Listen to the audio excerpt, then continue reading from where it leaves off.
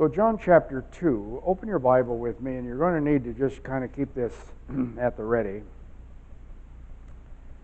And I'm going to comment as I go through here just a little bit, so follow me if you would. Chapter 2, starting at verse 1. On the third day, a wedding took place. I don't know where they started counting the 1, 2, 3, but it's the third day. There's a wedding in Cana. We call it Cana. They call it Cana of Galilee. I'll show you where that is in a moment. I got a map. So here's the story. There's a list of the guests. One of the most important guests is Jesus' mother. So Jesus' mother is there, and Jesus and his disciples had also been invited to the wedding. When the wine was gone. Now, somebody here inevitably will say, oh, now, Pastor, you in Church of the Nazarene don't believe in wine here. Jesus made wine. Let me just stop and say, I argued with Dr. Ralph Earl, who was a New Testament scholar, when I was in seminary about wine, and that it needed to be an alcoholic beverage, and I won the argument. Later, I have come to believe that I was wrong. You see, the word that is used here in the Greek is glucose, and it means not necessarily fermented, but it is the generic word for wine, and it includes the vinegar as well as the fermented, but it includes the fresh as well. So it is the generic word for the juice of the grape. It's called wine. English, the same word applies. And I used to think that it was fermented. I've come to believe it is not, and I'll tell you why, but stay with me on this. Jesus' mother said to him, they have no more wine. Dear woman. Other versions just say woman, but they've softened it here a little bit. Dear woman, why do you involve me? Jesus replied, my time has not yet come. That's kind of interesting. Maybe it had. Maybe she knew more than he did. Maybe he was just identifying the moment. Verse 5. His mother said to the servants, do whatever he tells you. Verse 6. Nearby stood 6 water jars. Now these are great big, and the reference tells us they were stone jars, the kind used by the Jews for ceremonial washing. So if you're going to have a ceremonial washing, you would not want to defile yourself with rope and pitchers in the well. You would want to just be able to dip out some water to wash your hands ceremonially, or your feet ceremonially. So each of these held about 20 or 30 gallons. So these are big containers. Verse 7, Jesus said to the servants, fill the jars with water. So they filled them to the brim. Verse 8. Now notice it doesn't say that he went over and did any abracadabra or poured any little thing in it. He just said, fill them to the brim. And then he said, verse 8, now draw some out and take it to the master of the banquet. That's an interesting phrase, master of the banquet. Now, I had always read that, MC, master of ceremonies. We have someone who's kind of in charge of kind of a master of ceremonies, and so he guides the flow. Says so-and-so is going to sing, so-and-so is going to speak, would so-and-so pray, and whatever. And he's in charge of the flow of the ceremony. That is not what is happening. This is the master of the ceremony. What this guy is, he is the taster. So let me explain to you what's going on here so that I can have you understand with me. I didn't know this. It took some research to figure it out. In the time of Christ in Palestine, they had 5 ways of distilling the juice of the grape so that it did not ferment.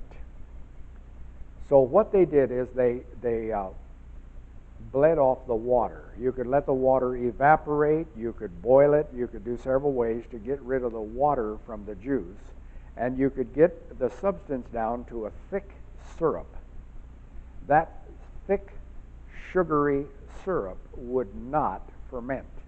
So you could have a jar of it on the cupboard, and when the kids came in the middle of the afternoon, tuckered out from running hard and playing hard, and they were kind of like, Mom would take the wooden spoon and put it into syrup and grab some syrup and stir it into a glass of water and hand it to the kids, and they would have a sugary drink that would give them a high, that would pick up the energy level. Are you following what I'm saying? The old man would come in from working in the fields, and it would be hot, and he would be sweaty, and the wife would lovingly stir in a little of the syrup in some water and bring it to him, and he would have a strengthening drink. King James uses the phrase strong drink. It is misinterpreted. It is a strengthening drink. It is a sugary beverage that brings your sugar level up, not refined sugar. It is fruit sugar, but it's from the wine. It is a distilled syrup. Now here's what happens. At a wedding, they would have a taster who always tasted the mix, and he would say, you need a little more syrup in this. It's not quite sweet enough. You need a little more water in this. It's a little too thick. And so they had a taster, a master of the ceremonies, he is called. And so they took it to him, as they always did, and he said, wow, this is good stuff. I thought you guys were running out of the good stuff. We think it's good stuff because it has a higher alcohol content, and I'm telling you, no, it's because it was a sweeter grape than any they had been tasting up to that point. So because of the tradition and the custom of the day, I had to learn what was going on here. So verse 8, Jesus says to them, now draw some out and take it to the master of ceremonies. The King James says, governor of the feast. They did so, and the master of the banquet tasted the water that had been turned into wine. He did not realize where it had come from, though the servants who had drawn the water knew. Then he called the bridegroom and said, everyone brings out the choice wine first, and then the cheaper wine after the guests have had too much or plenty to drink. But you have saved the best till now. Now listen to John's comment here. This is an interesting little comment. This, the first of his miraculous signs, Jesus performed at Cana in Galilee. Signs, what did it signify? A sign signifies something. So this is the first sign that signifies something. He thus revealed his glory, and his disciples put their faith in him. Isn't that interesting? He revealed his glory. Now flip over to chapter 4 with me, and let's pick up another story at chapter 4, verse 43. After the 2 days, he left for Galilee. Now, the sea is called Galilee, the big lake there, but the Galilee is a kind of like a county. And so you have the Galilee, Judea, and Samaria were the three areas. And then there is a Syro-Phoenician, today they call it Palestine, the Gulf Strip there. But he's going to the Galilee. Now Jesus himself had pointed out that a prophet has no honor in his own country. When he arrived in Galilee, the Galileans welcomed him. They had seen all that he had done in Jerusalem at the Passover feast. So everybody had gone up to Jerusalem for the Passover. Every male within 50 miles was obligated to go to Jerusalem. So everybody had been to the Passover in Jerusalem, for they also had been there. Verse 46. Once more he visited Cana in Galilee, where he had turned the water into wine. So now we're going to tie these two events together. John connects them. Right here it is. And there was a certain royal official whose son lay sick at Capernaum. Capernaum is around the shore of the Sea of Galilee, not very far away. When this man heard that Jesus had arrived in Galilee from Judea, he went to him and begged him to come and heal his son, who was close to death. Unless you people see miraculous signs and wonders, Jesus told him, you will never believe. The royal official said, Sir, come down before my child dies." In other words, he was not dissuaded by what Jesus said. He wasn't there for a sign. He was there because someone was going to die, and he was urgent about needing help, a divine touch. Verse 50, Jesus replied, "You may go. Your son will live." The man took Jesus at his word and departed. While he was still on the way, his servants met him with the news that his boy was living. When he inquired as to the time when his son got better, they said to him, "The fever left him yesterday at the 7th hour." Then the father realized that this was the exact time at which Jesus had said to him, "Your son will live." So he and his household believed. And then John says, this was the second miraculous sign that Jesus performed, having come to from Judea to Galilee. I grabbed a map real quick this morning to try to show you. This is a part of Jerusalem, and the Galilee is here. It does not include this coastal strip over here that's called Syrophoenicia, and down here is Judea. And so we've got a little strip that comes up here, slides over to what is today part of Lebanon, and then it includes this area. So we're talking about Cana right here. So Nazareth is where his hometown. Jerusalem is down here. This is the Sea of Galilee. So we're talking about Jesus hanging out here in the Galilee. He had come from Jerusalem in Judea, and he was coming home and happened to go to a wedding nearby, kind of like going from Grand Coulee to Delano. It's not very far away, and maybe Electric City. And anyway, the wedding was there, and this was where the wedding had happened, and the incident with the water to wine. Now there is somebody that comes to him while he's here and has an urgent medical need. His son is dying. Now, John, at the end of his gospel, has an interesting little rationale for why he wrote the whole book. So John tells us that the reason he wrote the book, is that Jesus did many other miraculous signs in the presence of his disciples, which are not recorded in this book. But these, what is recorded, these two incidences are included in the these. These are written that you may believe that Jesus is the Christ, that word is Messiah, the Son of God, and that believing you may have life in his name. So the purpose is that you will know for sure that Jesus is the Christ. In other words, that he is the great I am, that he is the promised one, that he is God in the flesh, and that by believing you and I may have life in his name. That's the purpose of all of this. And I am lifting out some facets of these two stories that John connects right here with a verse, and I want to just look at them. Now, I have to tell you, this is a little bit complicated.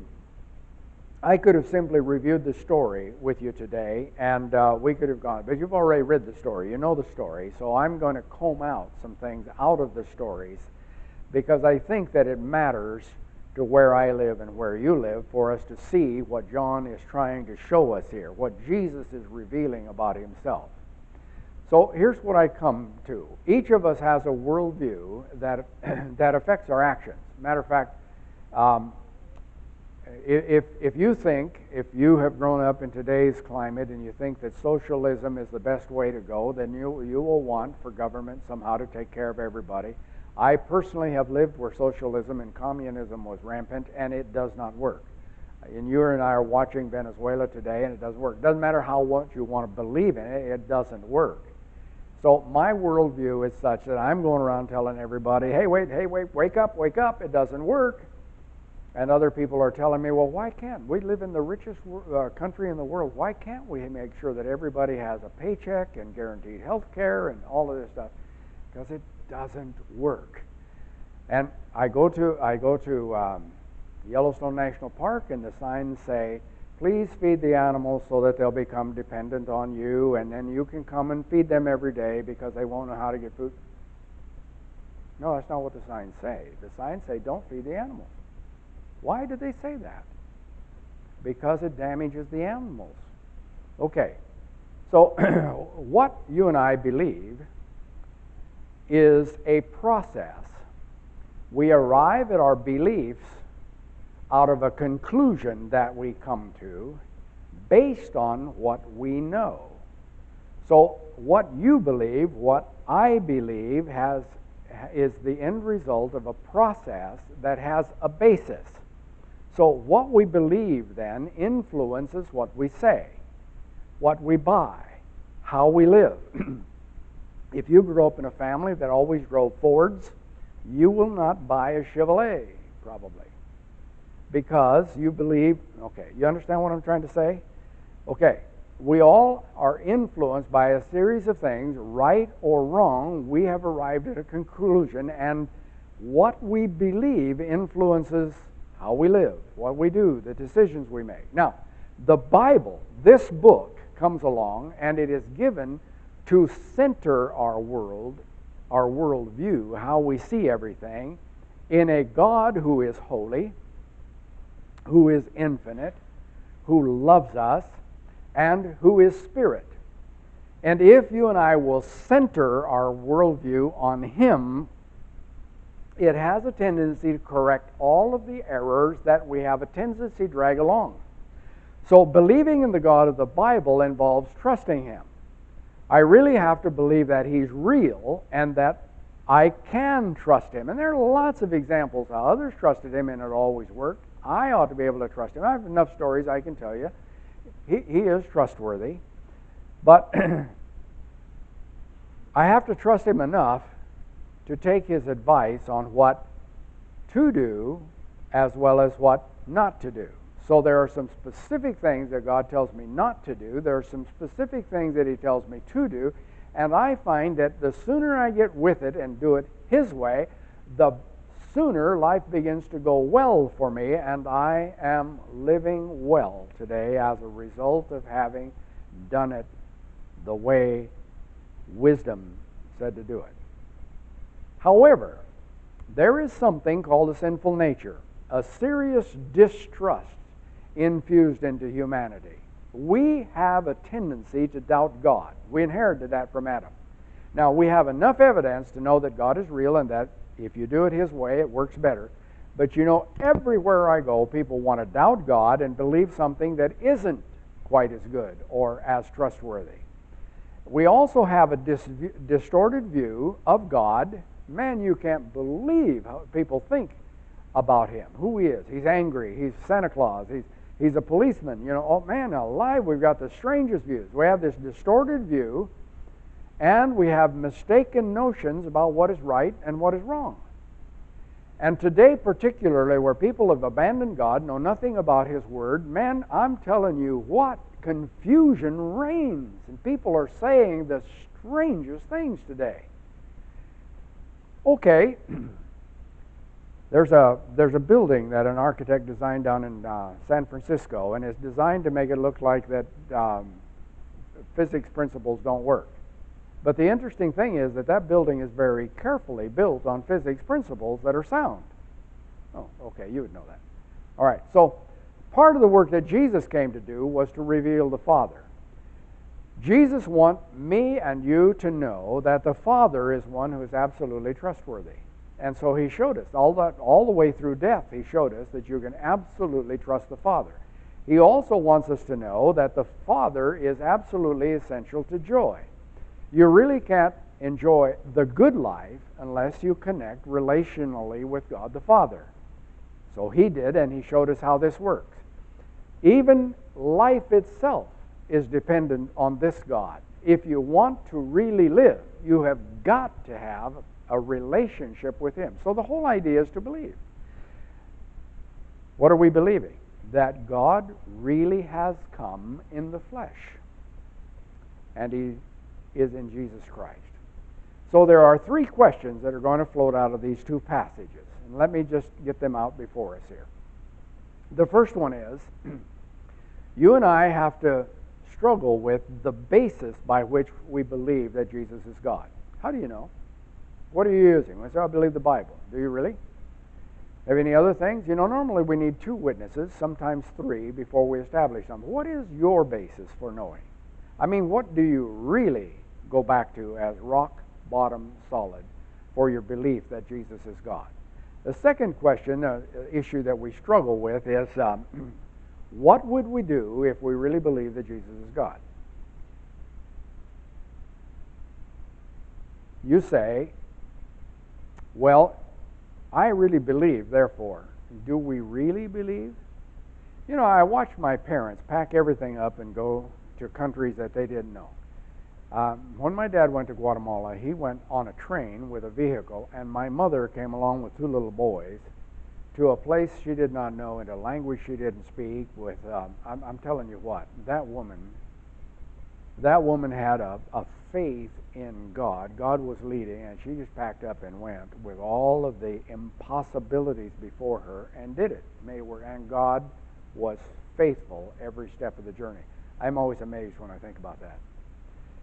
But the third thing is, what effect would my believing in God have on others? You all know that Corinna has a little issue with cancer.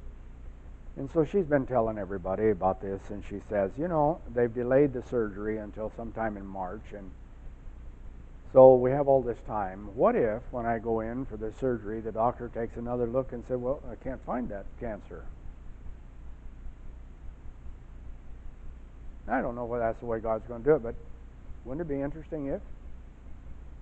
And can you imagine how many people are going to piggyback on her faith in God if God were to do it that way?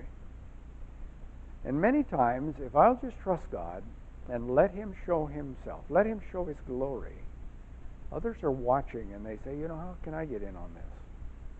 I have a young man, he's been here to worship with us, sends his tithe occasionally, by the name of Kevin. Kevin is a converted drug addict, and man, he was a mess. He was absolutely a mess. His testimony will blow you away. But he's been with me on several trips to Guatemala. And we were down working on a big church, and Kevin's one of these he-man kind of guys that wants to outwork everybody. So he calls everybody girls and says, come on, you girls, you can mix cement better, faster than that. Let me show you how to do it. And man, he gets everybody going. And then after they put in a long, hard day, he says, let's go play soccer, and I'll show you how to do that. And man, he is a wild man playing soccer. And the whole community comes out to watch this gringo play soccer. It's amazing. He got a big tattoo on his arm for marijuana. After we left, some young men, 6 of them, came to the pastor and said, that American, Kevin, is he a believer? Yep. Does he go to church? Yeah. He has a marijuana tattooed on his arm. Yeah, that's from his days before he became a believer, a follower of Jesus. He used to be a drug addict, but now he's a follower of Jesus, and he's for real. They said, okay, it's good enough for Kevin, it's good enough for us. We want in on it. And they became followers of Jesus that day. You know, if we have, all of us have influence. And if we really believe God, somebody else is watching, and they're going to become believers too, out of something they see.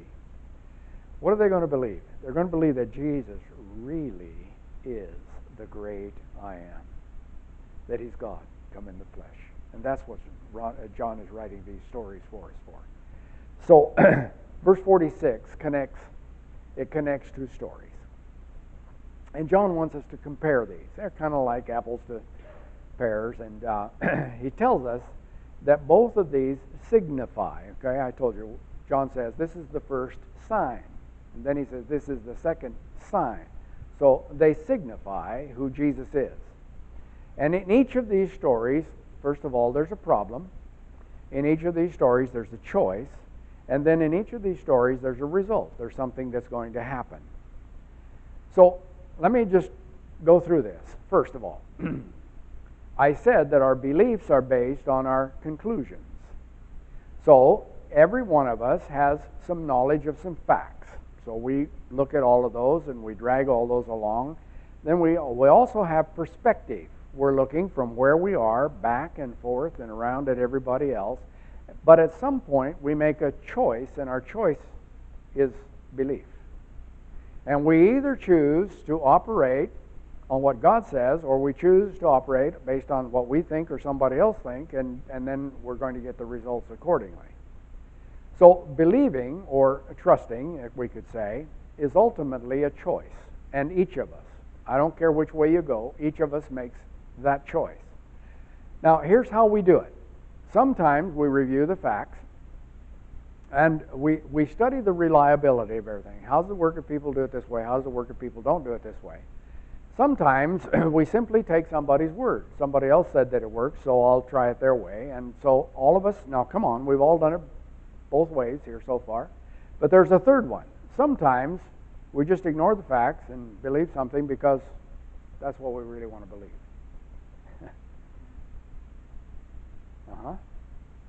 Been there, done that, so have you. So these stories come along to picture, first of all, the events, the people, and then the choices that they make, and how they chose to believe that Jesus really is the Messiah. So the first one is at the wedding feast of Cana. The story says a simple thing happened. They ran out of the beverage. It was exhausted. So the problem is brought to Jesus. We have a problem, Jesus. And it's not like you have a responsibility here. It's not like do something. It's just we have a problem, and they just leave it with him. That's kind of interesting. So the first one in the story is Jesus' mother, and she puts her trust in him. Now, what was going on? Well, she had a basis for doing this, and we'll look at that in a bit. But secondly, there's another group of people called the servants, and Jesus' mother says to the servants, do what he tells you to do. So they just simply go about doing what Jesus tells them. Now, I have to tell you, that really is a level of trust. So they just fill the water pots, and then when he says dip some out and take it to the governor of the feast, that's exactly what they do. What we're seeing is that God has really come in the person of Jesus. But each has a responsibility to make a choice at some point. Later, now the second story is that in Cana, again, a royal official comes to Jesus, and he's got a major problem, and so he's requesting help. And Jesus seems to just blow him off. Oh, you people, you won't believe anything unless you see signs and wonders. And this guy doesn't go away with this. No, listen, my son is going to die. I need your help. And so he hangs right in there with Jesus and insists, in a sense, I need for you to come. I am desperate. Nothing else is going to help me in my situation. And he chose to believe Jesus. How did he believe Jesus? Well, Jesus simply says, you may go. Your son will live. No, wait a minute. You got to come give him a shot. No, can't you make a prescription? You may go. Your son will live. And the guy turns on his heel and heads home. The next day, while he's still en route, the servants come along and say, your boy's alive. Oh, really? When did it happen? You see, God really had come in the person of Jesus Christ. And this man dared to believe. Look at the result. I can't help but ask some questions. If I'd been there, would I have believed Jesus like that? At least that well? Wouldn't it matter whether it was the water pots or whether it was a sick boy. When life runs out of joy, do we go to Jesus first? When we have a need, a real need, do we go to Jesus first or to the bank? Do I really do what he asked me to do? Not because I understand it, but because he said do it this way. When I have a crisis, do I go to Jesus first? Now, Jesus can lose a lot. He can use a lot of different ways, but do I go to him first? Do I trust him that much? And when he assures me that all will be well. I have had to float John was with me one time in a little Cessna 150. We were coming back from down Boise, and we were trying to fly into Spokane, and it got foggy. I have a visual license. My license doesn't allow me to fly instruments. It just I'm not endorsed for instruments, even though I've done it several times. I'm endorsed for visual. And in the fog, the visual got a little bit scarce. And I contacted approach control and the radar approach control, and I told them where I was and where I wanted to go. And they acknowledged. And it took me a while because they were busy with a lot of stuff, and they finally acknowledged A2 Juliet, Roger. So, Roger, hey, this is kind of, pretty soon it got so foggy that I lost visual of the ground. So I radioed the approach control and I said, I'm in the soup up here and I've lost visual with the ground. And Roger, A2 Juliet, Phelps Field at 1 o'clock. Okay. So I corrected, 12 o'clock, 1 o'clock, I corrected, I changed my heading just a little bit so that I was flying at 1 o'clock. And John said, I don't like this. Let's turn around and go back. And I said, John, that's where people die. They start making turns in the clouds and they lose it. The thing to do is to stay. He knows exactly where I am. John says, I don't like it. Let's go somewhere else. I said, no, John, you do exactly what the voice said. We'll fly at 1 o'clock. So I told the guy, I said, A2 Juliet, I'm in the soup and I'm a visual pilot. He said, Roger, A2 Juliet. It clears up just north of the freeway. Okay. I'm telling you what, the fog is thick. We're flying at 100 miles an hour. You don't just pull over and stop somewhere, all right? Neither do you get rear-ended by a semi. Okay, but anyway, 1 o'clock. Well, we're hanging in there, and John is starting to sweat. Man, I'm telling you, his deodorant has failed him, and it's... You remember that? Okay, I'm telling the story, right? We popped out of the clouds. There's the freeway. There's Phelps Field, just exactly like the guy said. I radioed, said, thank you very much, changing frequency to tower frequency, and have a good day, A2 Juliet. And we landed exactly right. There are times when God's voice has spoken, I need to stay the course. I need to follow the voice, the word. But it's so easy at that point to try to do something different. And that's where we go down. The second thing I see in this is that our actions are influenced by our beliefs. Now, you know that. I said that earlier. So opportunity and option come into play here. And now what I believe, what I think is true is going to matter because that's what I'm going to act upon. I'm going to act upon what I believe. So in the twin stories before us, the individuals acted in both cases according to their beliefs. Now you see, Mary, the mother of Jesus, had been told some things by an angel about who this baby was going to be, and she remembered that kind of stuff, I'm sure. And she had seen and heard some things that were just really odd and strange and different than any other pregnancy. She also had the memory of what had happened at the temple when Jesus was 8 days old and when he was 12 years old. She had the memory of all of the things that had been said and done, and all of those things helped her, I'm sure, to be able to believe him at this particular point. So she acts on her faith. The nobleman in the other story must have heard something about Jesus. In other words, when he heard that he was going to be in town, that registered something with him, and so he went to see him. There's a reason why he brings all of the information and whatever it is he's going to choose to act upon, and he acts in faith in Jesus Christ. I ask myself, when I get in situations like that, is it my choice to bring my problem to Jesus first?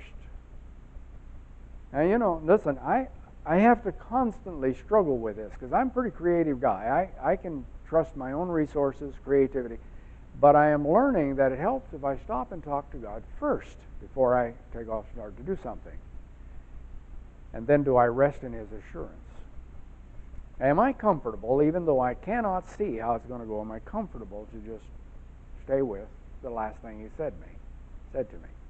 So the third thing that I see in these two stories is if what we do has a positive outcome, others are going to believe as well. There's a verse over in Psalms that's kind of weird. It isn't thumb indexed, and it isn't in a medical section. It just is a strange thing that says that as water goes to the bowels, so oil goes to the joints. And I'm a believer in the Word, see, so I found that and I thought, man, that's interesting. So I take oil. I just eat it regularly because the Bible says that it goes to the joints, and I'm at a stage of life where it really helps to lubricate these old joints. Any of you understand what I'm talking about? So I had my secretary's husband was telling me one day about his dad, and he said his dad, a logger, had reached a point where he couldn't lift his hand. He said he couldn't get his arm up to comb his hair with his right arm anymore. It just could not lift it up. And I said, I think olive oil helps those kind of things. The Bible says it lubricates the joints, and I shared that with him. And so here's a reference, Psalm 109, verse 18. If you want to look at it, you don't have to. It won't make any more sense if you read it than me telling you about it. So this guy happened to be down at his dad's, and his dad was complaining about he couldn't get his arm up. And he said, my pastor talks about olive oil. Says you take olive oil, all these old wives' tales. You can't believe those old wives' tales. Everybody has some kind of a solution, and they're just old wives' tales. Okay. 3 months later, this boy was back with his dad, and his dad said, look, what am I seeing? Well, look what I can do with my arm. So the son said, oh, yeah, you were having trouble with your arm. Yeah, but look what I can do with my arm. Well, what did you do? Oh, olive oil. Isn't it interesting? And time and again, I have shared something that God said with somebody, and we're sure it would work. But when they tried it, it worked. So of the miracle at Cana of Galilee, at the wedding there, we read, He thus revealed His glory, and His disciples put their faith in Him. Isn't that interesting? You see, it wasn't just the flavor of the Kool-Aid that convinced them, but something convinced them that Jesus really was the Messiah. He revealed His glory. God had really come in the person of Jesus Christ. The nobleman in the other story, we read of him, he and all his household believed. That means his wife and his kids and his aunts and his uncles and his in-laws and no telling how many. And it wasn't just that the boy got well. It wasn't, he was really sick, but he just happened to get well. No. Jesus gave His word, and they knew that Jesus had done a miracle that spared the boy's life. So in each case, the event moves from some form of anxiety to joy. You see what I'm talking about here. So the visible result combined with the certainty about who Jesus is, and this is the equation. This is not just a self-help kind of a lecture. I'm talking to you about trusting Jesus Christ, who has come in the flesh. And in each case, it provides the occasion for others to believe as well as for us. God had really come in the person of Jesus. So, if you and I really believe that Jesus has come today, where I am, for what I need, with all of His infinite power and all of His infinite resources, and that He loves us deeply, like He says He does, and that He delights in helping us with our problem, whatever it may be, why wouldn't we trust Him? But isn't it amazing how we don't? But what if we did? Now I have to tell you, it comes differently. But there is clarity. God never screams at me. It's so gentle, so soft, but it doesn't go away. And it's so right, but I argue with it so often. But when I do it His way, it always turns out well. Now, you and I have enough evidence to believe confidently. We've read the book, we've heard people talk. Life has enough problems to provide a lot of opportunity for God to be real. And we can arrive at a point where we can act confidently with faith in God and get good results. And we will live life to the full like Jesus promised. I'm just telling you what the book says. But here's the thing. Our contagious faith will inspire others to believe. My, what a difference when others begin to step in on the joy of just believing God and watching Him work, seeing what He can do. I've decided, you know what? I want to believe Jesus.